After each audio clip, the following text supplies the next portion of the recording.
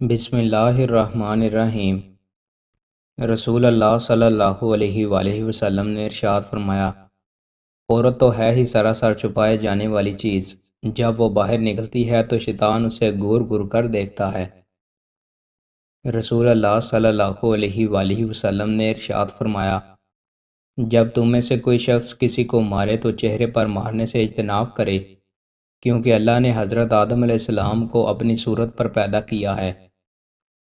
رسول اللہ صلی اللہ علیہ وآلہ وسلم نے ارشاد فرمایا، تم خود کو پاک مت کہو، تم میں سے نیک آدمیوں کو اللہ جانتا ہے۔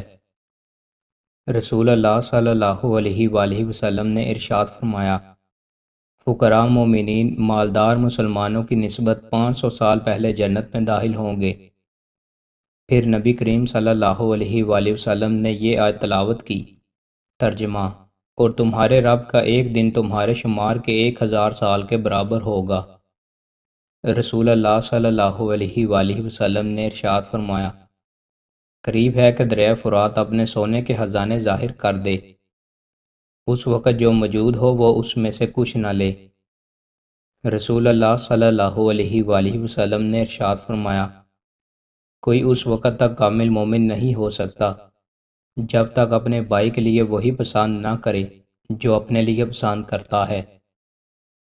رسول اللہ صلی اللہ علیہ وآلہ وسلم نے ارشاد فرمایا، جو شخص کوئی نماز بھول گیا یا اسے ادا کرتے وقت سوتا رہ گیا تو اس نماز کا کفارہ یہی ہے کہ جب اسے یاد آئے وہ نماز کو پڑھ لے۔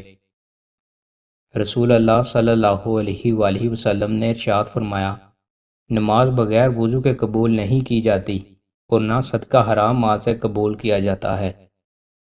رسول اللہ صلی اللہ علیہ وآلہ وسلم نے ارشاد فرمایا، جمعہ کا دن تمہارے بہترین دنوں میں سے ہے، لہٰذا اس دن میرے اوپر کثرت سے درود صلوات بھیجا کرو، اس لیے کہ تمہارے درود مجھ پر پیش کیے جاتے ہیں۔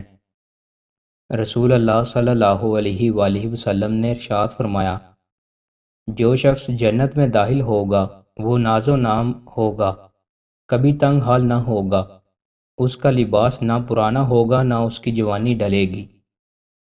رسول اللہ صلی اللہ علیہ وآلہ وسلم نے ارشاد فرمایا، جس شخص نے سورج کے مغرب سے طلوع ہونے یعنی قیامت قائم ہونے سے پہلے توبہ کر لی، اللہ تعالیٰ اس کی توبہ کو قبول فرمائے گا۔